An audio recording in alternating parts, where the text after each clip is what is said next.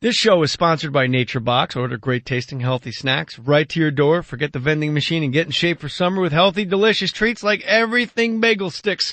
Support this podcast and get 50% off your first month. Go to naturebox.com/MOHR. Naturebox.com/MOHR. Enjoy. Hello, podcast fans. Adam Carolla here. I'm leading the fight against patent trolls who are threatening this medium. It's not about me. It's about the podcast you're listening to right now. If I go down, this show could be next. Visit fundanything.com/patent troll for more information on how you can keep podcasting alive. Thank you and mahalo.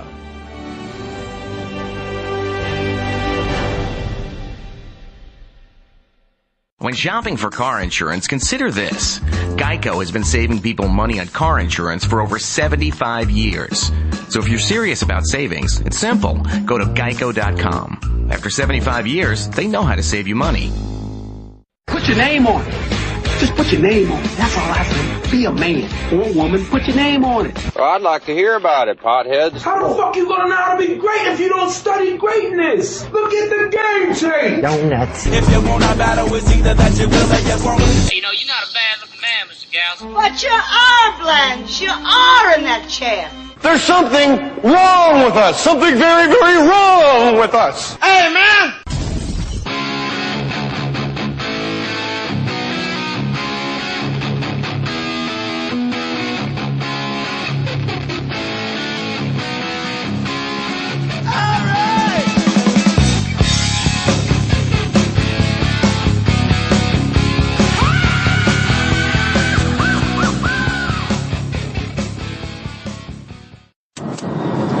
Once again, my wife and I are in the car coming back from another fantastically successful comedy show. Showbiz. She writes it, I say it. It works out well. If you want to know where I'm performing, go to jaymohr.com. And by the way, the meet and greets, the ladies are coming out en masse. Is that how you say it? En masse? I would say en masse, but what do I know? I would say en masse, but... En masse. Well, you know, you're smarter than I am.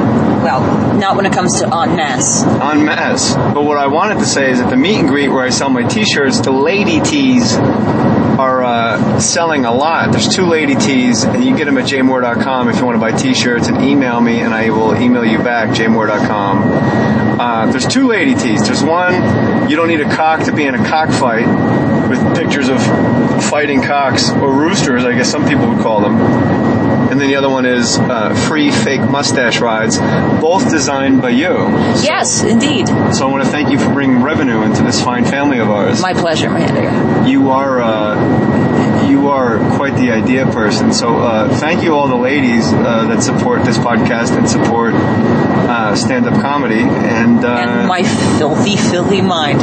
Well, you don't need a cock to be in a cockfight. You could be a gal and mix it up and throw some bows. You've never been in a fight, have you? Have you ever been in an actual fist fight? No. I got punched once. What? I was a small child. Not small child. I was 13, and I was waiting for my mother to pick my baby brother and I up. My brother and I are 9 years apart, so he was a little bitty boy.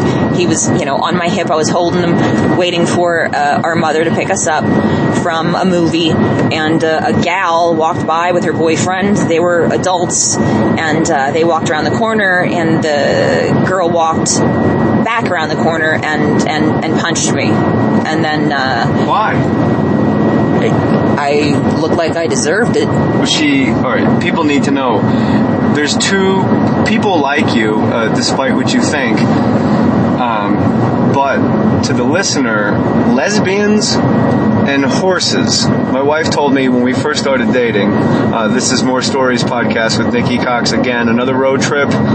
I have her trapped in the car, and I have forced her to record another podcast against her will. And this might not see the light of day because she will edit and vet and decide whether or not it's worthy. But you told me lesbians and horses don't like you, and I sicken them. And I didn't believe you. And then I'm not so sure story about lesbians because I haven't really seen you hanging out with lesbians. Because they avoid me like the plague. Well, how would they know that you're not a lesbian? I don't know. I'm friendly. I smile. I say good day or hello. Or, if I'm introduced, a firm, hearty handshake is at hand. I don't know. Something about me, the very me of me, makes them ill. But that seems right up lesbian alley, a firm handshake and a good day. That's what I read in the encyclopedia. Right, one would think, but I'm an outlier in the lesbian community. I don't know why they don't like me. I have no problem with them. And horses loathe you. That's bad. Yeah, because that's actually physically dangerous. You and I were in Manhattan, and you told me that horses didn't like you, and it was about 2 years had gone by, and I went with you into a Starbucks in Manhattan, and then we came out of the Starbucks, and there was a policeman sitting on a police horse, and from about a good 15 feet, the horse started throwing his head up and down, like, there she is, let's get out of here, and the policeman actually had to, control his horse. Yeah, I'm like the Omen. To horses only. Other animals like you a lot. They're fine with me. Except for, goats don't like you either. Oh, they eat my clothing off. I've been to 3 separate petting zoos in my life. I've been to many, but on 3 separate occasions at a petting zoo, goats, they eat my clothes. Well, don't goats eat everything? Well, yes, in theory, but have you ever had your clothing eaten by a goat? Do you carry, tin cans in your pockets, in your coats? Nothing. I dress deliciously. This, I'll say. By the way, this is a big, giant, that coffee cup is filled with pee. I peed in that coffee cup, so don't drink it, please. We're driving and I peed in the cup in the car, so please don't. That big shell coffee cup is filled with pee. What if I feel like drinking pee? Well, then we're gonna get freaky, I guess. I don't know. What if I feel like drinking pee but not yours? Then I think you'd make a lot of money. Huh. A niche market. If you could get a tattoo, my beloved wife, that would only last 1 week, what tattoo would you get? Well, you know this. I would get a tattoo above my personality that would say... What's your person? What do you mean? My vagina. That would say, if you lived here, you'd be home by now. Also, I think that it would be a delightful... Hold on. If you lived here, you'd be home by now. The take on the famous billboards that dot our cities. Right. Apartments and whatnot that are trying... apartments for let, which I still don't quite get. As opposed to rent, apartment for let. If you lived here, you'd be home by now. You'll see a sign. And of course, you don't want to live there. You don't want to be home by now because it's usually foul and in a disgusting part of town. At any rate... Your vagina, I have to go on the record, far from foul and a delightful part of town. Thank you. You're welcome. That's nice, honey. It's the Beverly Hills of vaginas. Aw, you silver-tongued fox. I would get, if you lived here, you'd be home by now, right above my birth canal. And then, of course, there's super hacky, I would get the golden arches that represent McDonald's. And I'd say, billions and billions served. Now, how far off is that number? I know that's an exaggeration. Obviously, billions of men have not been... No, God, no. Inside your personality. I'm not a disgusting whore. How far... 3? 3 billion? No. 3? Yeah. So it wouldn't be billions. So if you were going to be truthful and had a tattoo above your vagina hole... It would say almost. Almost billion. Maybe just a billion served. Nearly billions and billions. Nearly billions and billions of served. Yes. I like your idea also of t-shirts, nude t-shirts for guys. I'm with stupid with an arrow pointing down to the penis. Yeah. That's your new brainstorm. And I'll give a shout out to our t-shirt guy, JR, in Phoenix, that does all these, and he's the best in the business, JR Customs. So indeed. We have more of those come. Oh, the other t-shirt idea you had that's coming soon is it's a lady T with an arrow pointing down to the vagina. And I obviously have an obsession with the vagina. I'm just realizing. Well, or merchandise sales because they're selling. And that one was if you don't have to go home, but you got to get out of here. you don't have to go home, but you can't stay here. With an arrow pointing to the hole. Right. Ma'am. Right. You know what? You can put it on the back for a manatee. Oh, that's great. With like his butthole? Yeah. You believe that nobody really enjoys anal sex. Well, I mean, I've spoken to many people about it. Men, women, gay men. Obviously not gay women. Oh, so gay men have no problem with you. I know that for a fact. No, yeah, because... And I've met sorry to interrupt you, but this is important. I've met 3 gay men in your presence that absolutely wanted to have sex with you. One of which is the king of all gays, one Mr. Rufus Wainwright. Ugh, my hero. Yeah, mine too. And we saw him at a... Susan Sarandon has like a ping pong parlor in Manhattan, and he did a little benefit show there, and he only did like 3 songs, but then we like made sure we got to meet him because we idolize him. And the outro song to my radio show is Beautiful Child by Rufus Wainwright. So for all you jocks out there, you're listening to a gay guy every day and you didn't even know it. But Rufus Wainwright, when he met you, and you actually had to say to me like several times, did that really happen? Did that really happen? I was doing Law and Order Criminal Intent. That's why we were in Manhattan. Right. That's why we were there in the first place. Yes. And when Rufus Wainwright met you, and for the listener that's not familiar with his work, do yourself a favor. He's the greatest singer-songwriter, period, ever, of any time. Indeed. And he's the gayest human being ever. Oh, but he's gorgeous. He's like a gorgeous guy, and he writes like gay love songs, and like The Art Teacher, and Rufus the Baptist, about songs about being baptized in cum, and people will demand my head, and I'll get down and give it to them, looking down. But Rufus Wainwright looked at your eyes, and then your boobs, and then your waist, and your pants, and then he looked at your high heels that were about 15-inch high heels, I believe, if I'm not mistaken. Yeah. You look like you were in Kiss. Yes. Man. I was for a while, but that's another story. Were you the spaceman, or were you the cat? Starcat. You were Starcat? Mm-hmm. And Rufus Wainwright, absolutely. And I know because I'm a man, and I know how men look at women, like when you're a wolf looking at like a cartoon character hot dog. He looked at you and... Just like a cartoon character hot dog.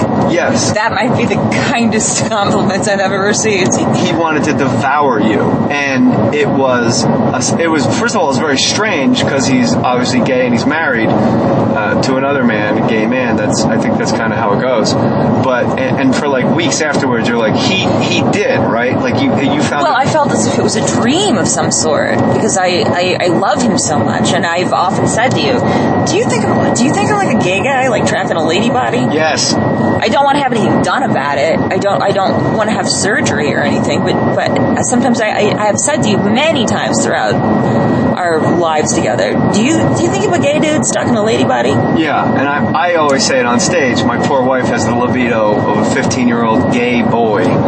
And also the way I think. Like, I hate crying, and I don't want to talk about feelings. Well, that's guy. I don't know if that's gay guy as much as like guy. Oh, all right then. Fair enough. But you're all like musical theater, and of course we're speaking in generalities. Absolutely. We're completely whitewashing gays and straights, which is fun. But you love musical theater. You like Anne Sexton poetry. You love Dorothy Parker. Like your likes are right in the gay wheelhouse. Yes, indeed. And you're not like a soccer mom with an Astro van, doing regular gal stuff. This is very no. I make a very poor lady. I make a very poor stereotypical gal. Yeah, you do not like to cry ever. No, I don't, unless I'm getting paid for it or I'm alone. and you do not like talking about feelings. You will not go to therapy. Not that you need it, but the thought of it, you always say, like, what am I going to sit down and fucking... A psychological, archaeological dig? Yeah. I mean, I'm an old woman. I've gotten this far, and I'm still alive. The shit that's buried in there, let it be. Let it be! And you say it like a guy. You'll say, what am I talking about, my fucking feelings? Yeah, I feel like a fucking asshole. Like, here's a Kleenex. Tell me how you felt. Well, how do you feel? How do you feel right now? A little hungry. I'm hungry too, actually. We've been driving for like 19 hours. Horses hate you, lesbians hate you, yes. Gay guys want to have sex with you, and you completely confuse them and confound them. Also, this is very interesting for the dear listener to know. Hey, by the way, listener, the fact that you guys have been hitting that Amazon banner at jmohr.com. Thank you. Yes, you're putting our children through college, and that's important and great. We don't see any of that money. It's direct deposit. Email me. You know what? Now that she's on the podcast, you can email us at jmohr.com. Tell us what you bought and why, and then we will read it on the podcast. But I am driving with my wife by my side, so I'm unable to open up my laptop and actually read one of those. But just please know they will get read, and we do read all of them. We do respond to all emails. We actually do. We do, and it's appreciated. So gay women hate you. Yes. Straight or gay horses. How do gay horses? What about a lesbian horse? It would just combust. I think it would just run me over and then it would explode. It would run me over, trample me flat like a cartoon, and then I think the horse itself would spontaneously combust of hate. Gay men you make very uncomfortable because they get confused because they're gay and they want maybe penises and assholes and mouths, but then when they see you, there's no really clean way to say it. They all of a sudden are suddenly interested in you and your... Well, I have a mouth and an asshole. That is true. One of those orifices does not get used. No. Because you don't think people... Because there's people out there that say, like, oh, I love it. Women will say... Right. Those are usually the same women that are, like at Dave & Buster's, and, they're going like, let's have a purple hooter, and let's fucking make out. But they're not going to go home and lunchbox. They're doing it because they want attention from men that are at Dave & Buster's, which, all in all, I mean, do what you will, but that whole scenario I just find so sad. But you have said to me that gay men will often say, nobody likes anal sex. But you all have also said that men would enjoy anal sex more than women. Because they have an actual prostate. There's something there to be rubbed, aroused. We don't have that as ladies.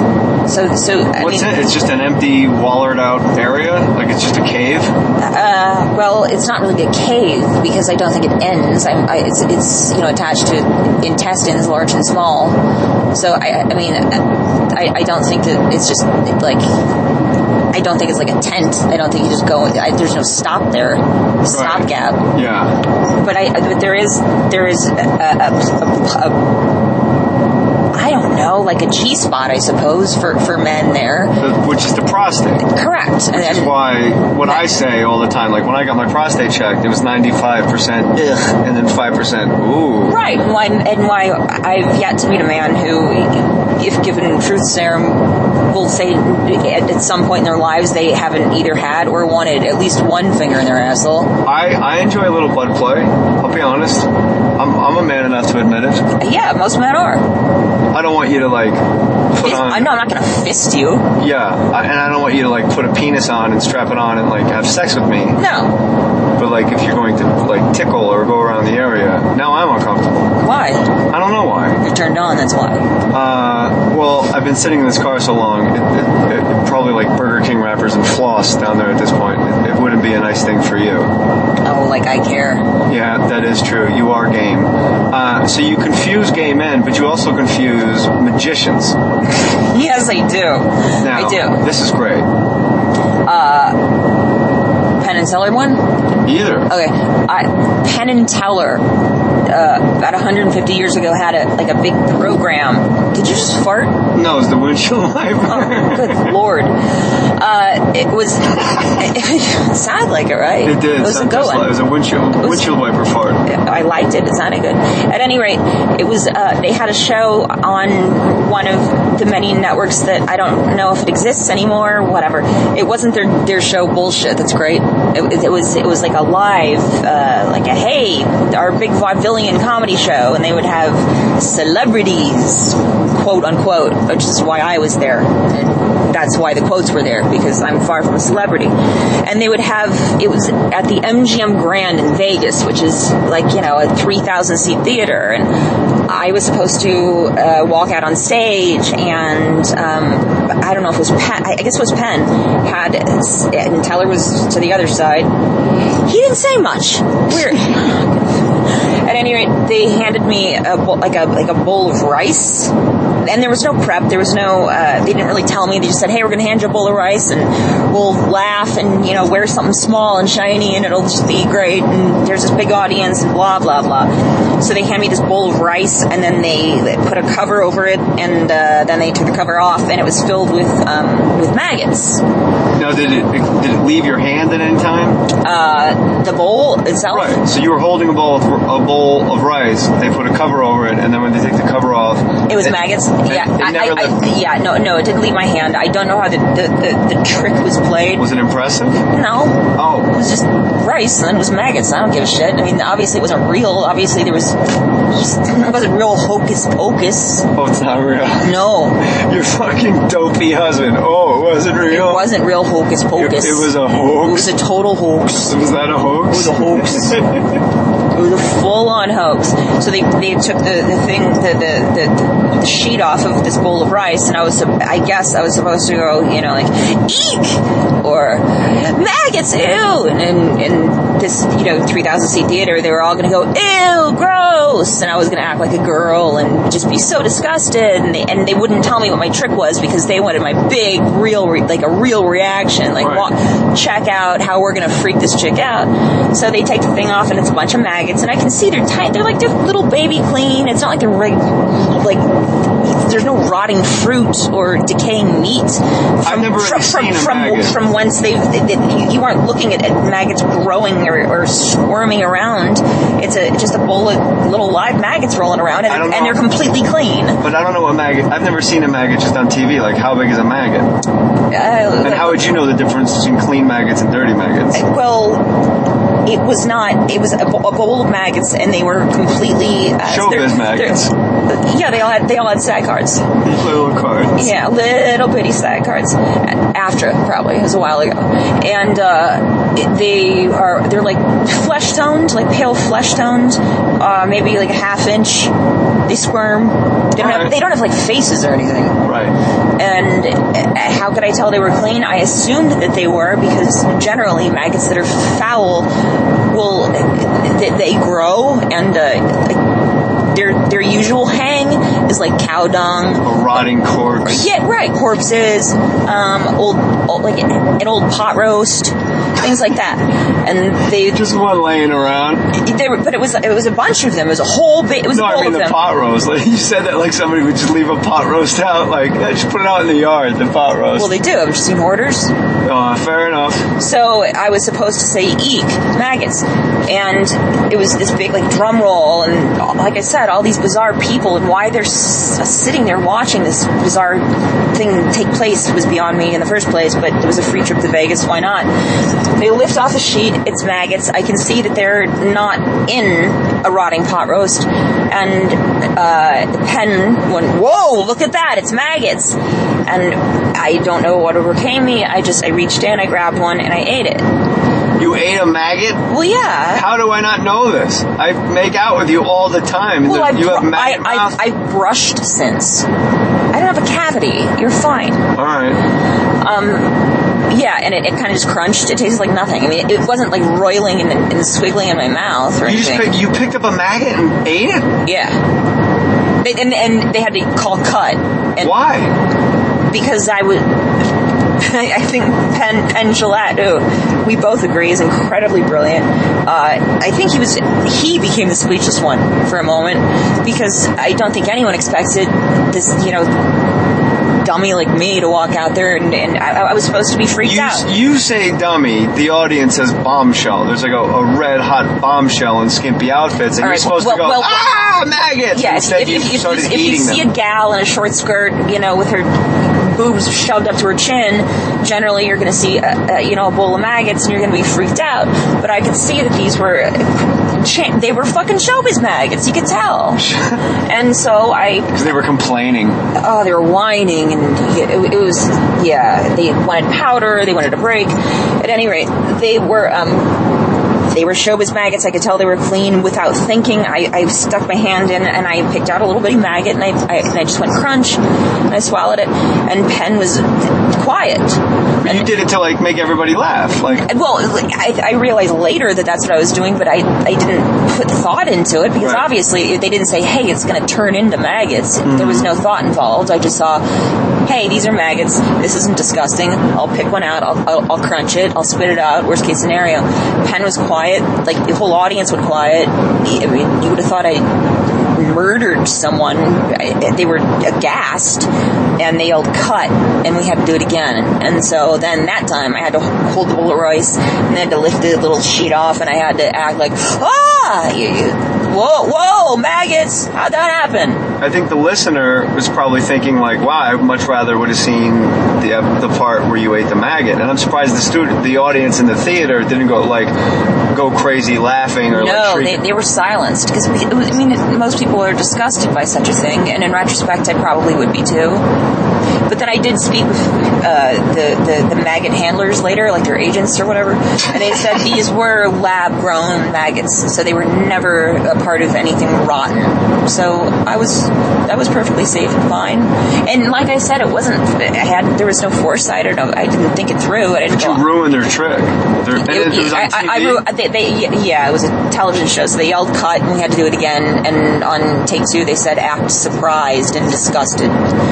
So I did my best. Did Teller say anything about the maggots? Did you hear him talk at all? Try to get him to stop talking. What a fucking chatterbox that one is. What if when he does talk, he just does old speeches, 7 years ago. He does.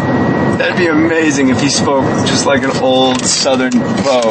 It just sounded... I'd like it better if he spoke like Aramaic.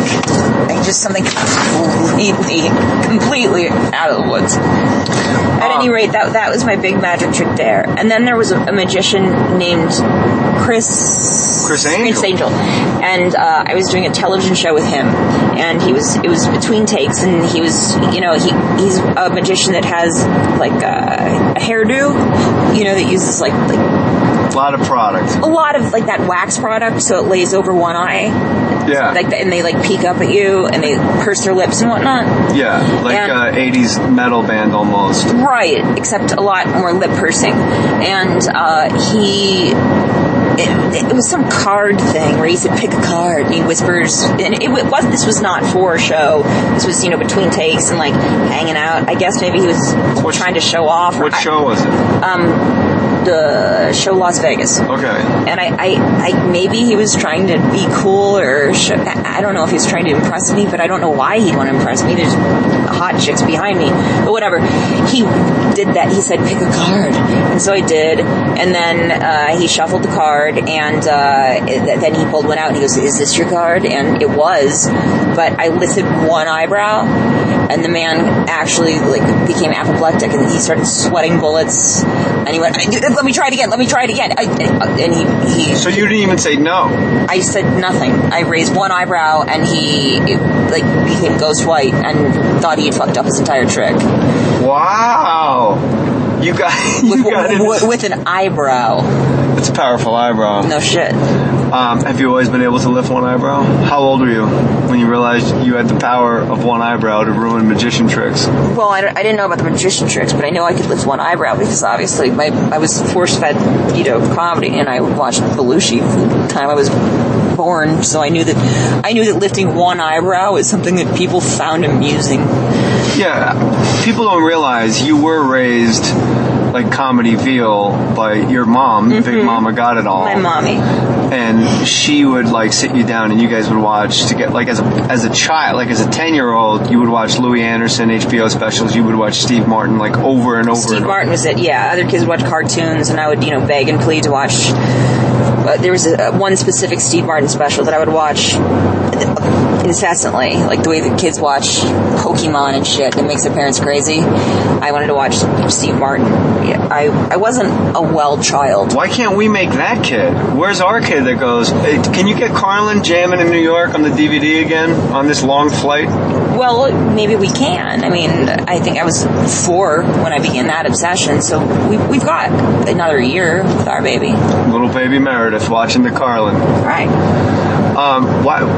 Why, like, you got into show business at such a young age. Like, most kids don't know what the hell they're doing. But, like, at 7, 8 years old, like, you were filming TV pilots. Like, what made you... I'm saying that's a weird age, because I know your parents didn't push you. No, they hated it. So, like, what made you go, I want to be in show business? I said that, like, I was in Valley of the Dolls. I want to be in show business, and I can't wait. No, you said... What is it? Oh, come on. I'm having an abortion and I can't wait from Polyester. That was that's Polyester? Yeah, I believe so. What's Valley of the Valley of the Dolls is Yes, Mother, yeah. I'm doing my breast exercises. I'm doing my bust exercises. Yes, Mother. I know, Mother. Oh, to hell with it. Let him droop. You pointed out to me when we were watching Valley of the Dolls, you rewound the scene, and you who's on the phone? Do you know the actress's name? Sharon Tate. It's Sharon Tate. And you said, watch this again. And we watched it again. And you go, isn't that amazing? And I completely had no idea what... She does not pause for the unseen mother. Yeah. Hi, Mother. Yes, Mother. Yes, Mother. I'm doing exactly what you're saying. Yes, Mother. I am doing all my bust exercises. I know, Mother. I'm not getting any younger. Good night, Mother. Click. And then she walks over to the mirror and says, oh, to hell with it. Let him droop.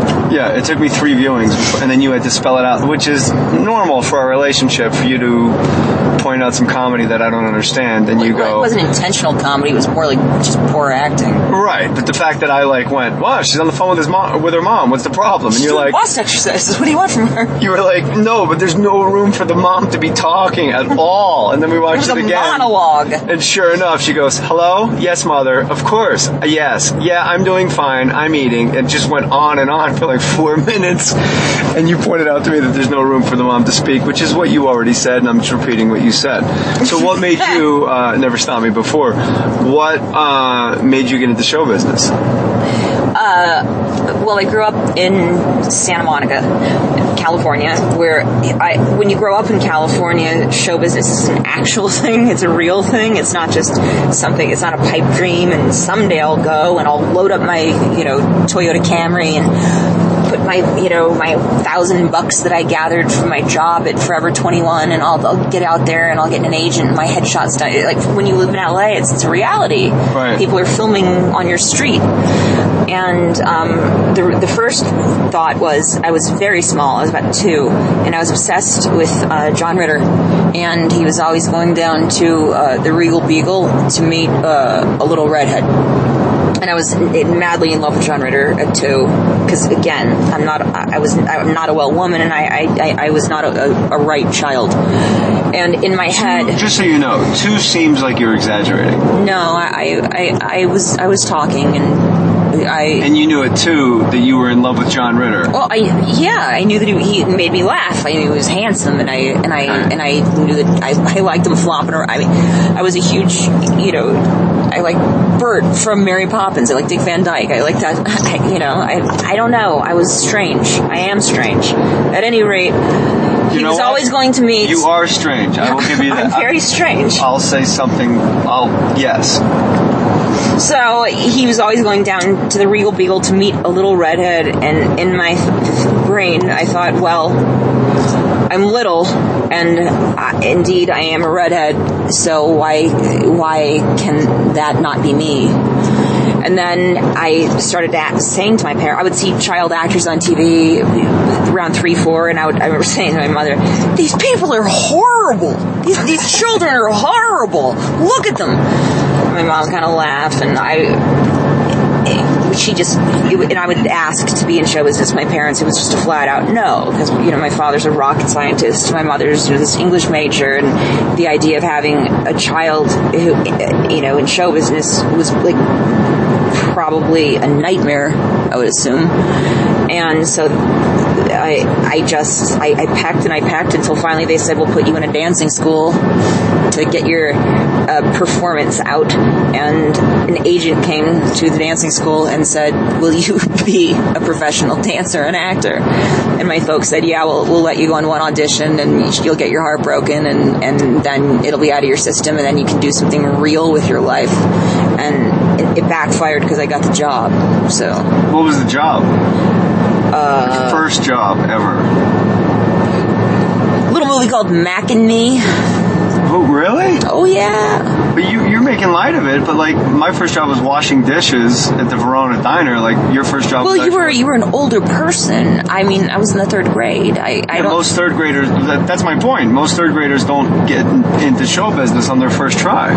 Yeah, I got lucky. Also, by the time I was old, 8, 9, whatnot, I wanted to be in show business because all I wanted to be was anything but myself. Because you didn't like yourself? I didn't. No, yeah, self-loathing, huge amount of self-loathing, and also if I got into show business and I was lucky enough to get hired, I could wear someone else's clothes and say someone else's words and have someone else's name and yeah, I guess it all stems from self-loathing. It seems like that's kind of show business in general, though. It's either you have a huge ego or none at all. And you have neither. You have no ego and you have no self-esteem. Pretty much. I want to hear a great story about you and a dolphin condom. But first, everybody, listen to these fantastic commercials. I'm going to say something that's going to surprise you guys. You ready for this? You should be snacking more. You need to be snacking more. What's wrong with you, JJ? How can you tell me to snack more? I'm going to get fat. No, you're not, because I am hooking you up with naturebox.com. You guys know me. I lost 12 pounds, man. I look good. And you know what I did? Naturebox.com reached out to me, and they sent me all these treats, delicious, delicious treats. And I eat a lot of them, and I don't feel guilty about eating them because they're better for me. Natural, zero trans fat, zero high fructose corn syrup. These are things I didn't know when I started my diet, but now I know, and I'm telling you, I'm down 12 pounds. You'll even find snacks that are low on sugar, non-GMO, and without gluten, and they will ship it to you for free. No more hungriness, no more crankiness. Now I'm going to make you really happy. If you try naturebox.com right now, you're going to get 50% off your first box. How about that? You get delicious treats and bro, seriously? Half off? Naturebox.com/MOHR, naturebox.com/more. You should be snacking, but you got to snack smarter. Stay full, stay strong. Do what I do. Go to naturebox.com/more. Get 50% off. These people are awesome. They're going to give it to you half off. That's how good it is. naturebox.com/more. That's naturebox.com/more. Geico presents Strange Savings Stories. Sam Tucker woke to find crop circles in his cornfield that spelled out the word Geico. Was this a message sent by aliens? Sam went to Geico.com and saved hundreds of dollars with great discounts. He woke the next day to find new crop patterns had formed. They spelled out, "You the man." It seems the aliens were pleased indeed. Geico. 15 minutes could save you 15% or more on car insurance. Warriors, what's up? It's your boy, me, Jay Mohr, and I'm excited, extremely excited to tell you about my new smarter home security, Simply Safe.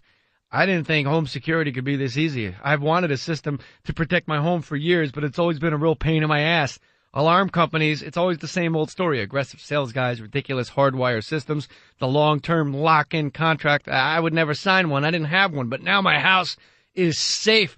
Simply Safe, simply with an I, S-I-M-P-L-I. Simply Safe has my house on lockdown. People come to my door, the front yard gets lit up like an operating room, and they hit the deck. I can't tell you how easy this is. I went online, customized my system. A few days later, boom, it's at my doorstep. And I'm not a tech guy at all, but I swear they helped me get it up and running in 20 minutes. Best part, no contract at all. Around the clock protection, $15. Most guys charge 3 times that, and I can leave this deal whenever I want. Like I said, no contract. I can tap out whenever I want, but I'm not gonna, because Simply Safe is great. I am positive that I'm sticking with Simply Safe. If you guys want to have the exact same protection as me at the fake mustache studio house, it's so easy. Go to simplysafej.com. Simply is SIMPLI, safe, simplysafej.com. You'll get an exclusive 10% off. It's only $15, and they're still going to take 10% off. simplysafej.com. Okay, you and I being married, we don't need to wear contraception because, well, if you did, it would be weird if you walked around with a condom. However, we were in Las Vegas. First time you and I ever went to Las Vegas, you took condoms out of the minibar. They call it an intimacy kit, and you immediately put them on my feet. Well, yeah. Where they belong. As God intended. As God intended. And that's when I knew, wow, I'm dealing with somebody way fucking funnier than any other member of the female species. Well, I don't know if it's funny so much as mentally ill. Well, to a comic, when a hot chick goes, hey, look at these condoms, give me your feet, and you put them on like socks over my crazy-ass feet. Don't they feel, it's awesome though, right? Yeah, this whole podcast is a public service announcement for your foot comfort and latex. Like, you really need to put condoms on your feet and try it. Even if you're a gal, go out there, get your...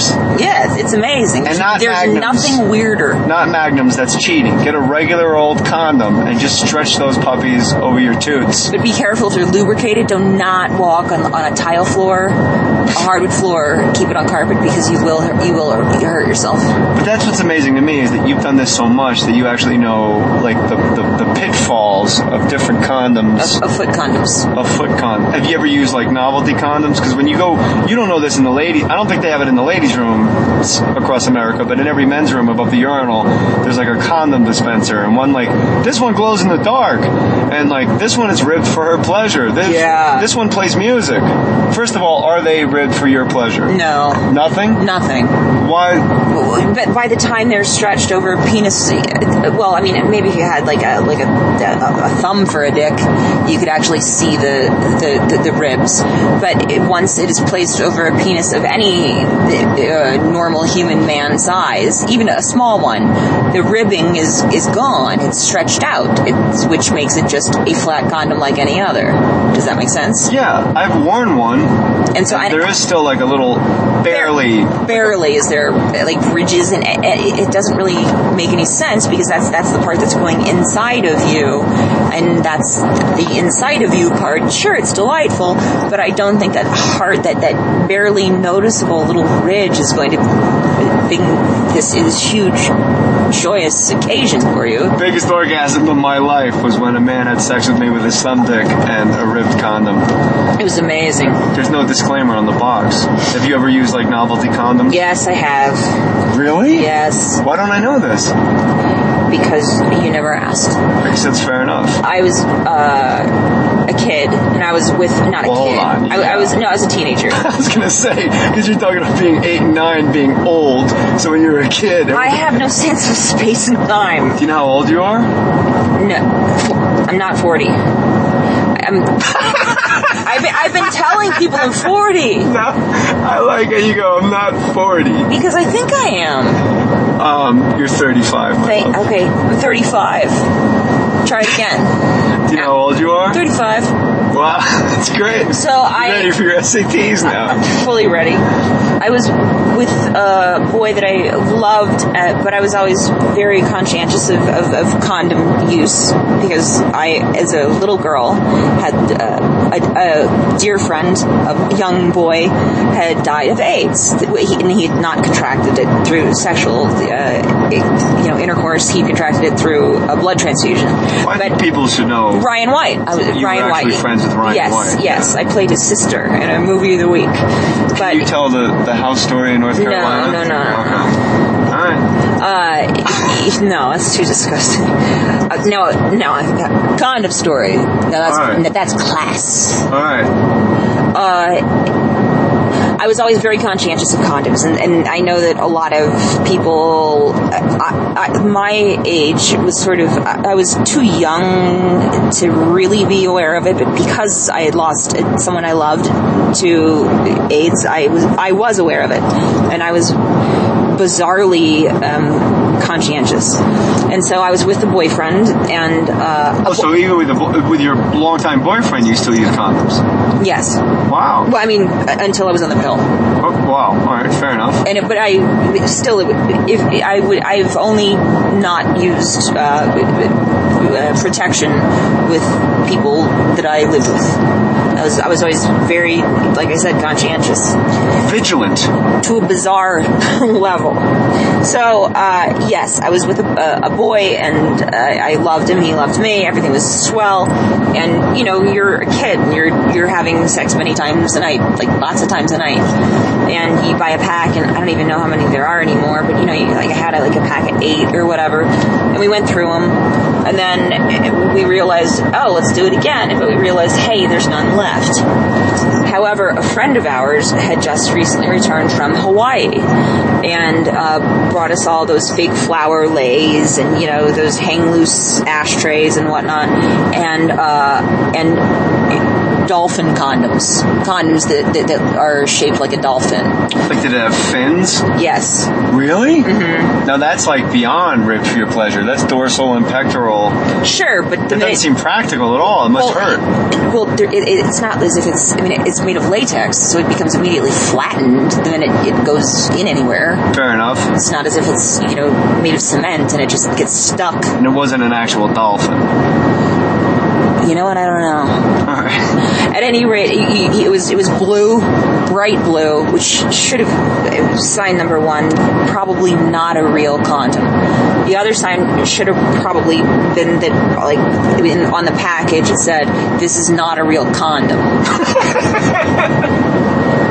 But what are you going to do? One of those two. It was one or the other. And so we used it, and about halfway through, we looked down and went, wow, there's no condom. And so then, of course, you scramble around, you look at the bed covers, you realize it's nowhere to be seen, which leaves you with a really upsetting realization that it can only be one place, and that is within you. The dolphin condom was in your vagina? Stuck. It was in your hole? Stuck, yes. But, like, it wasn't hanging out. Like, no. Like, he had thrust it in. It was, like, in. It's like having sex like normal people, and it just slipped on up, and it just fucking flippered on up my uterus. How about this? The dolphin lived there, and he was home by now. And you know what? Yeah. And I will say this, my vagina is apparently not dolphin safe. No, it's completely not dolphin. Don't ever buy my wife's vagina if you're down with like PETA or any animal organization, because it is the record is atrocious when it comes to animals, dolphins in particular. Yeah. So it was stuck, and then of course, luckily I was with someone that I loved a lot, and it became, you know, after 15 minutes of like sheer utter panic, like are we gonna have to go to the emergency room, and I'm just gonna have to lay there, you know, legs akimbo with somebody with those, you know, that duck thing, or I don't know, big tongs, big salad tongs. Salad tongs, I was thinking, but then I was like, maybe there's big giant like clam tweezers. I don't know what the fuck you do to Maybe you lure him out with fish like a real dolphin. Maybe. Just a little mackerel and wave it between your knees. Maybe. But eventually I we began laughing. You know what? I think it was a laughter that got that dolphin out. Aww. So it's a sweet story in the end. Laughter is the best medicine. It really is the best medicine when it comes to dolphin condoms.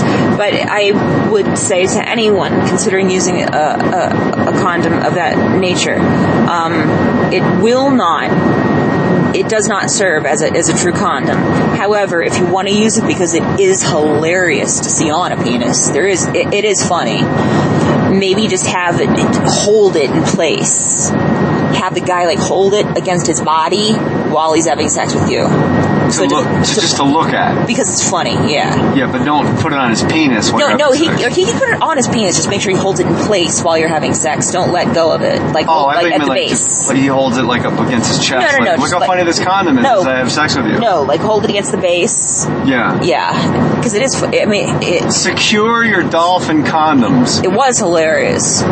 But for a moment, probably panic-inducing because there's a dolphin condom stuck inside your vagina. Right, and of course I immediately go to, oh my God, this is going to get infected, and what if I turn to Richard Lewis? I'm thinking, there's going to be infections and pus involved. I go to the worst place involved. But then we started laughing, and then it was visible, and then it was, you had to pull it out manually with your fingers, and then it became one of the funnier things that ever happened to me.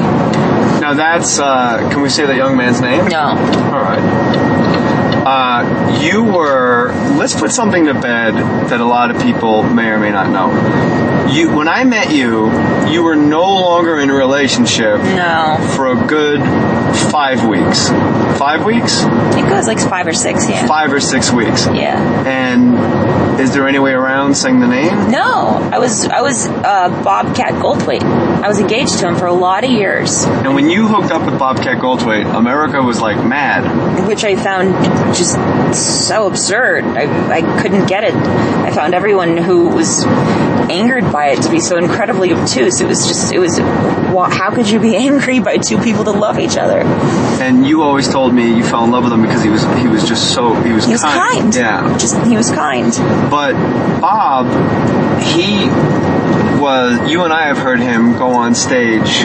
Yeah, and say a lot of lousy things, which is, to each his own. And he would say that you cheated on him with me. Yeah. And you guys broke up because you wanted to fuck a whole bunch of other dudes. And, taking swipes at my comedy and stuff like that.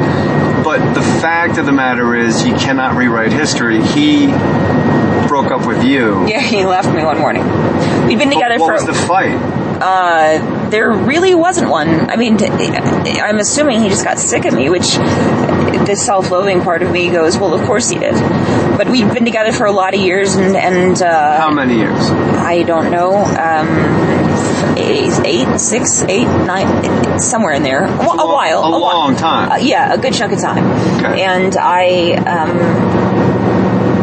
we had been, the night, he left me one morning, and that was it. He walked out the door, he grabbed the paper, I said, where are you going? And he said, to get my own place. And I fell on the floor of my kitchen, and I wept like a pussy until I finally crawled over to the phone, and I called my parents, and my parents came and picked me up. And I lived at my parents' house for 6 weeks like a loser. But why would he, there had to have been a fight, why would he? Not really, no. I don't fight, I don't yell, I don't... And I know that from being with you for 8 years, that you don't, I don't 9 years, really. There's no yelling ever, and there's really never an argument. You can't argue with you because you just always say, okay. And also I'm a person where let's break up and let's really go if you really want to go down, I don't want to have those nights that couples have where they scream and they faux break up and they sleep in other places for a night or two and then reconnect. It's always just sort of a no. You don't say you don't walk out the door saying I'm leaving unless you're going to stay left. So he left. However, the night prior, it was Halloween season, and so the night prior we went to a Halloween store, and we were putting on wigs and stupid jailbird costumes that are just ridiculously hot jailbird, probably. No, sexy jailbird. No, pretty much just plain old uninspired. Why are you even putting that on? It's so stupid. Jailbird costumes. And we were looking at stuff, and I went to one end of the shop. He was in another, and I found this costume, and I swear to God, I struck gold. I've never been so happy. I don't think I've ever been so pleased with myself. Is it Sexy Pirate? No. Nurse? No. It was a piece of poop. What? It was like a poop suit. It was a full-on poop suit. Like what do you mean a poop suit? It was like a tube, but with a hole cut out for your face and your arms, and then you just walked around. I mean, your feet, obviously. Like a log. Like a log with poop. There's a fucking poop. You can go out as poop at Halloween? You could that year. How come I've never seen this? And like, why isn't this the bestseller every year? Why are we still wearing Nixon masks? I don't know. I really don't know. Holy shit! But I was so excited, and the guy that I, Bob, the man that I loved at that point, he was looking at wigs and whatnot, and I was saying, "Stay there, don't go around the corner," because I was so pleased with myself. And I went into a dressing room, and I put it on, and I was I don't think I've ever felt so good about how I looked. You were dressed as a log of shit. Yeah. I'm in. I look fantastic. Yeah, no, I'm not like, this is like one of the best things I've ever heard. I didn't know this was available to the public. It was, and it was amazing. And so I was like, wait there! Like for the big reveal. Fuck yeah! And so, like, I looked in the mirror and I was like, should I do like a dance, come up with like a little poop dance, or I don't know. And then I realized it needed no embellishment, and so I just said, you ready? And he said, yeah. And I opened the dressing room door, and there I was, a log of shit. And he loved it. He thought it was fantastic, as did I. We bought the poop suit. I wore it out of the store. You walked out of the store wearing a log of poop suit. Wouldn't you? Yeah, I would, actually. I mean, it's like when you get new shoes. Don't you want to wear them out of the store? Do you put on, like, once you get home, do you put on, like, brown tights and, like, brown long-sleeve shirts to make No. I would have had to buy all that. Okay. And it was late. It was night. I couldn't go to the dance skin store to get tights and whatnot. What I'm getting from you in this story is that the poop suit, as great as I think it is, it's better and it stands alone and it needs no long-sleeve brown. It doesn't need any accoutrement. It is. Thank you. It's a thing of beauty. It's a thing of beauty. Yeah, it is. It's like Yves Klein Blue. It's all you need. It's simple. I'm with you. And comparing my poop suit to Yves Klein Blue. Yeah. Although I will say the poop suit was almost more beautiful. So he was happy. I was happy. And I thought the night before you broke up? Yeah. So I thought I was so goddamn funny, which... Well, you were. Well, no, everyone listening right now is like, that is like the funniest thing. Literally the funniest shit I've ever heard. But also, the minute you think you're so funny, you're also kind of disgusting. Like, yeah, but you get a pass, but it's a poop suit. Sure, for a minute, but then how was there one left? There were several. It was... What's wrong with this country? A lot. All right. So I wore my poop suit out of the store. I think we went to eat.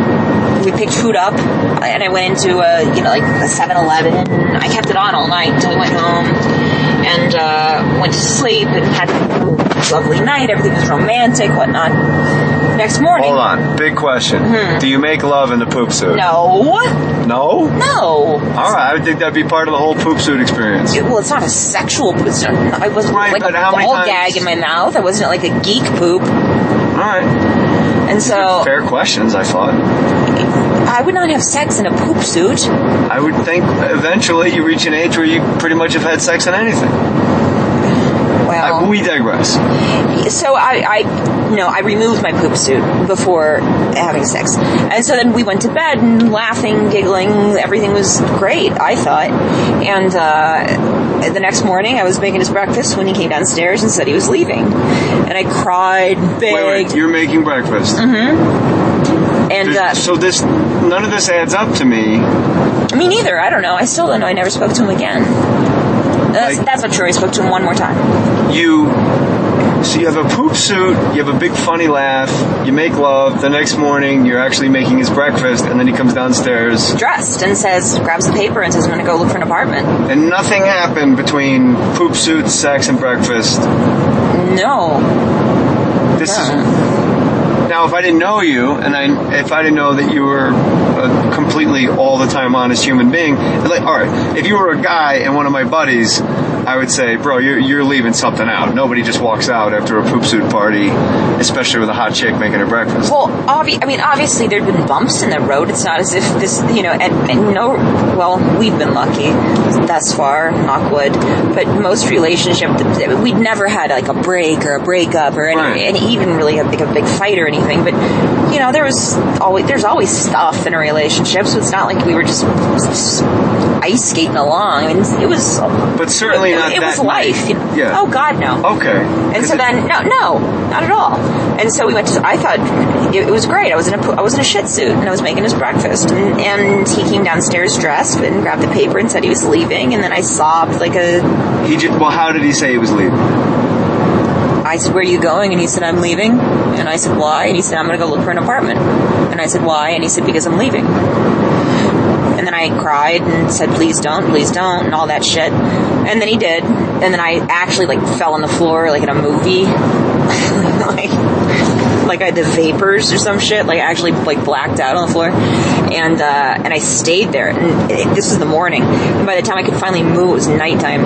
And before I crawled to the phone to call my parents, in the corner of my living room was my sad poop suit. And now he's a sad poop suit. Well, it became sad because now it's an empty poop suit with the where my face would have been is just empty, and the poop suit's in the corner. That had been flung off the night prior to get to bed and whatnot, and laying there in my state of I don't even know what I was. I was a zombie. I actually looked in the corner and went, "Oh my God, it's true what I've always believed." But it's an actual fact. I am a piece of shit. I literally am a piece of shit. I got left. I feel like a piece of shit. I opened my eyes. There's my shit suit from the night prior. So I was an actual piece of shit. You were literally in a poop suit the night prior, laughing, doing poop suit dances, laughing. Yeah, and then I got dumped. So I was literally a piece of shit. This is horrible. No, it's not. It all. And he's happily married to a beautiful lady, and I'm with you. So it all ended up the way that it should. But what I remember, I actually did tell you this story when we first met, because what you were most angry about was that I did not get custody of the poop suit. Yeah, that really burns my ass. So you're acting. Well, for the listeners, I'm leading the witness. If you will. But so to this day, so you pack all your bags. No, my father packed a duffel of jeans and pajamas and a toothbrush. But who owned the house? You both did, right? Both our names were on the deed, yes. And so was it ever discussed, I'm going to get this, I'm going to get that, or did you just have to get the hell out of there? I never went back to the house again. I never saw the house again. I spoke to him one more time after that. And so the house and the poop suit no longer in your possession? No. So do you think he came back and just packed up the poop suit and threw it out, or do you think he owns it? No. I stayed at my parents' for a while, and until I met you, I was living there, and I never went back home. And he lived in the house with. Yeah, he lived in our house. He stayed at the house, and I stayed in my mom's bed. That doesn't seem fair. Well, nothing is. So. But like E.E. Cummings said, if I ever meet the man that broke your heart, I'll shake his hand. It all worked out. Because here we are, happily married, with a child, and actively pursuing another one. Right. Doing our best to make another. You want to wait, but I'm I'm getting old. You don't know how old you are. I know exactly how old I am, and if we wait any longer, I'm gonna have a cane at their high school graduation. That's not true. I'm not Tony Randall. You're not? No. Oh, fuck. I've told you that from the day we met. I am not Tony Randall. That's grounds for annulment, and you know it. You know what? I am Tony Randall. I'm Tony Randall, and I approve of this message. You should. And this podcast. So, for the record, you were dumped, not the other way around, no matter how many times he says it in his show. And this isn't a slam on him. No. But, like, when people hear him out on the road or on other people's podcasts, you can listen with your own ear holes and go, no, bro. I got it from the I was going to say the horse's mouth. But no, not the horse's. I got it from the person whose horses hates mouth. Well put. That you were actually dumped on. Yeah. Because I heard him say on stage, she dumped me, and I was in the driveway in my underwear going, baby, come back. I can do a bad walking. Yeah. And that didn't happen. He said, I wanted to have a big wedding, and she wanted to fuck a whole bunch of other guys. Yeah, that didn't happen either. I mean, maybe I wanted to after he walked out. Prior to that. Yeah, that was your plan, and then I put a kibosh on your plan. I really was not a catch in your... Like, I don't think you thought, and I said this on the Barry Katz episode, and I spoke for you. I don't think when you left a relationship with a middle-aged comic with a child, you thought, all right, give me 4 weeks and I can meet another middle-aged comic with a child who also just got divorced. Yeah, that was a nightmare. I was, like I said, I was living in my mom's bed, and like my parents had to feed me and dress me, and it was just all too weird. The whole thing was like a nightmare. And I was, hanging out with random dudes, nice guys, whatever, doing whatever you do when you're a robot and you're broken and trying to keep your brain and your genitals busy. And so then I met you, and before I left for work, my mother said, "Who's your guest star?" And I said, "Jay Mohr, this comedian guy." I didn't know who you were because I fell asleep during the sports movie that you did. And she said, "He's a comic. He's going to fall in love with you." And I said, "Mom, you think that every comedian I ever meet will fall in love with me?" She's right, because they all do. And you don't think highly of yourself, but I can name 10 guys that I know are in love with you. You're very sweet, honey. But it's true. Well, what I said on the Barry Katz episode of Mohr Stories, that when I saw you, it was lust at first sight. First lust, because I saw you across the way, and it was just the body, the hair, those beautiful lips, and the whole package. I was like, whoa! And then when we started acting together, you were quoting like Pee-wee's Big Adventure to me, and like there was no joke I could get past you. Like it was like trying to like do math problems in front of a math professor. It was absurd of me. But what did you see? I'm not fishing for compliments, but I think people want to know because they heard my side of it. Like when you met me, because everything was a glaring, don't go here. That's all I thought. Was what? This is a horrible idea. But I knew that it was an inevitability. I knew that it was going to happen. Why? Just because I didn't act right. I was a weirdo. But like, what was it about me? And again, I'm not fishing for compliments because I don't know why do certain birds mate. I don't know. You just know. They know, and that's how it goes. You just know.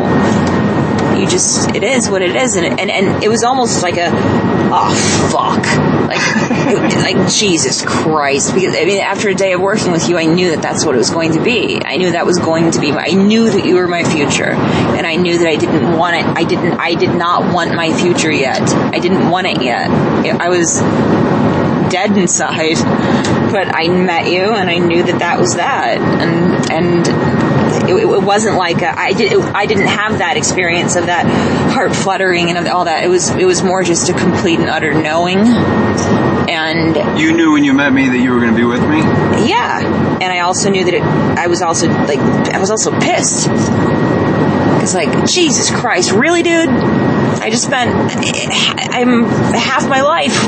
Oh, because you wanted to be single. Or at least with someone who was not a divorced comedian with a child. You know what I mean? I at least wanted to be with someone whose resume was different. You know what I mean? Let's try something. Obviously that didn't work out. Maybe turn the car around. But I knew as soon as I met you that was it. That I had no say in the matter.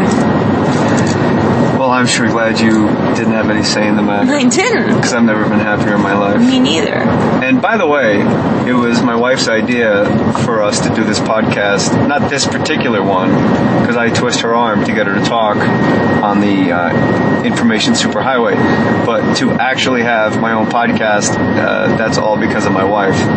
She said, just do it yourself, and then go to faraway towns, and people will like your podcast and come see your stand-up comedy shows.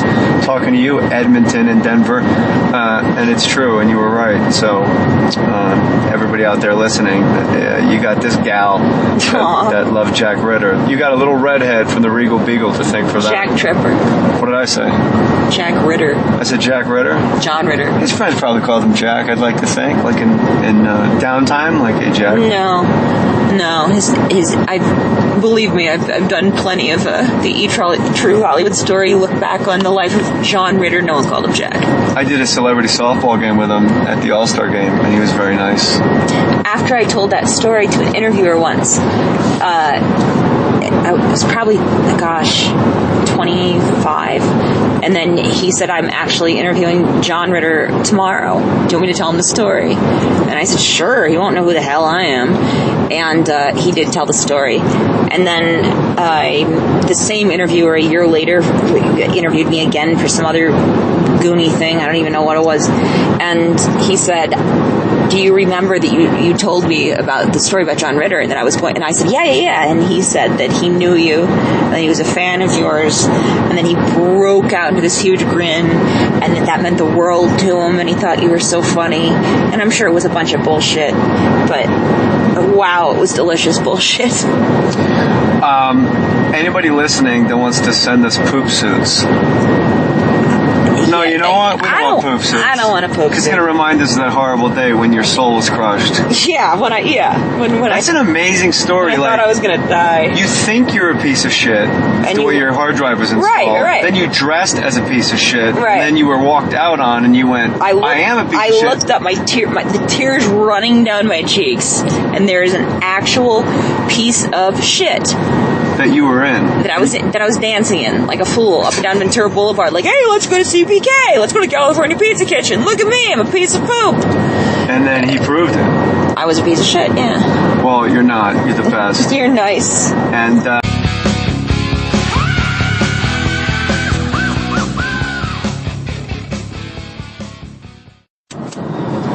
once again, my wife and I are in the car coming back from another fantastically successful comedy show. Showbiz. She writes it, I say it. It works out well. If you want to know where I'm performing, go to jaymohr.com. And by the way, the meet and greets, the ladies are coming out en masse. Is that how you say it? En masse? I would say en masse, but what do I know? I would say en masse, but... En masse. Well, you know, you're smarter than I am.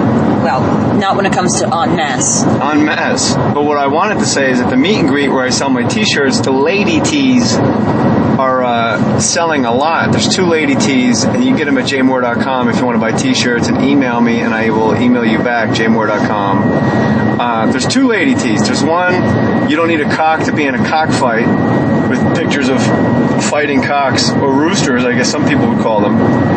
And then the other one is free fake mustache rides, both designed by you. So, yes, indeed. So I want to thank you for bringing revenue into this fine family of ours. My pleasure, my dear. You are quite the idea person. So thank you all the ladies that support this podcast and support stand-up comedy. And my filthy, filthy mind. Well, you don't need a cock to be in a cockfight. You can be a gal and mix it up and throw some bows. You've never been in a fight.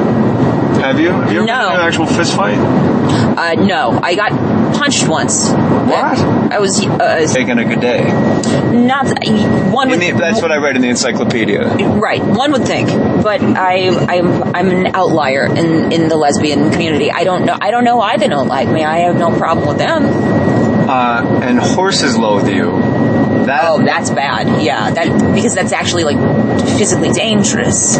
you and I were in Manhattan, and you told me that horses didn't like you, and it was about 2 years had gone by, and I went with you into a Starbucks in Manhattan, and then we came out of the Starbucks, and there was a policeman sitting on a police horse, and from about a good 15 feet, the horse started throwing his head up and down, like, there she is, let's get out of here, and the policeman actually had to, like, control his horse. Yeah, I'm like the Omen. To horses only. Other animals like you a lot. They're fine with me. Except for, goats don't like you either. Oh, they eat my clothing off. I've been to 3 separate petting zoos in my life. I've been to many, but on 3 separate occasions at a petting zoo, goats, they eat my clothes. Well, don't goats eat everything? Well, yes, in theory, but have you ever had your clothing eaten by a goat? Do you carry, like, tin cans in your pockets in your coats? Nothing. I dress deliciously. This, I'll say. By the way, this is a big, giant, that coffee cup is filled with pee. I peed in that coffee cup, so don't drink it, please. We're driving and I peed in the cup in the car, so please don't. That big shell coffee cup is filled with pee. What if I feel like drinking pee? Well, then we're gonna get freaky, I guess. I don't know. What if I feel like drinking pee but not yours? Then I think you'd make a lot of money. Huh. A niche market. If you could get a tattoo, my beloved wife, that would only last like 1 week, what tattoo would you get? Well, you know this. I would get a tattoo above my personality that would say... What's your person? What do you mean? My vagina. That would say, if you lived here, you'd be home by now. Also, I think that it would be a delightful... Hold on. If you lived here, you'd be home by now. The take on the famous billboards that dot our cities. Right. Apartments and whatnot that are trying... apartments for let, which I still don't quite get. As opposed to rent, apartment for let. If you lived here, you'd be home by now. You'll see a sign. And of course, you don't want to live there. You don't want to be home by now because it's usually foul and in a disgusting part of town. At any rate... Your vagina, I have to go on the record, far from foul and a delightful part of town. Thank you. You're welcome. That's nice, honey. It's the Beverly Hills of vaginas. Aw, you silver-tongued fox. I would get, if you lived here, you'd be home by now, right above my birth canal. And then, of course, there's like super hacky, like I would get the golden arches that represent McDonald's. And I'd say, billions and billions served. Now, how far off is that number? I know that's an exaggeration. Obviously, billions of men have not been... No, God, no. Inside your personality. I'm not a disgusting whore. How far... What, like 3? 3 billion? No. 3? Yeah. So would it be billions? So if you were going to be truthful and had a tattoo above your vagina hole... It would say almost. Almost. Small child, not small child. I was 13, and I was waiting for my mother to pick my baby brother and I up. My brother and I are 9 years apart, so he was a little bitty boy. He was, on my hip. I was holding him, waiting for our mother to pick us up from a movie, and a gal walked by with her boyfriend. They were adults, and they walked around the corner, and the girl walked back around the corner and punched me. And then... Why? I looked like I deserved it. Alright, people need to know. There's 2 people like you, despite what you think. But to the listener, lesbians and horses. My wife told me when we first started dating, this is Mohr Stories podcast with Nikki, Coxx again, another road trip. I have her trapped in the car, and I have forced her to record another podcast against her will. And this might not see the light of day because she will edit and vet and decide whether or not it's worthy. But you told me lesbians and horses don't like you, and I sicken them. And I didn't believe you. And then I'm not so sure about lesbians because I haven't really seen you hanging out with lesbians. Because they avoid me like the plague. Well, how would they know that you're not a lesbian? I don't know. I'm friendly. I smile. I say good day or hello or if I'm introduced, a firm, hearty handshake is at hand. I don't know. Just something about me, the very me of me, makes them ill. But that seems right up lesbian alley, a firm handshake. This show is sponsored by NatureBox. Order great tasting healthy snacks right to your door. Forget the vending machine and get in shape for summer with healthy, delicious treats like everything bagel sticks. Support this podcast and get 50% off your first month. Go to naturebox.com/MOHR. naturebox.com/MOHR. Enjoy. Hello, podcast fans. Adam Carolla here. I'm leading the fight against patent trolls who are threatening this medium. It's not about me. It's about the podcast you're listening to right now. If I go down, this show could be next. Visit fundanything.com/patent troll for more information on how you can keep podcasting alive. Thank you and mahalo.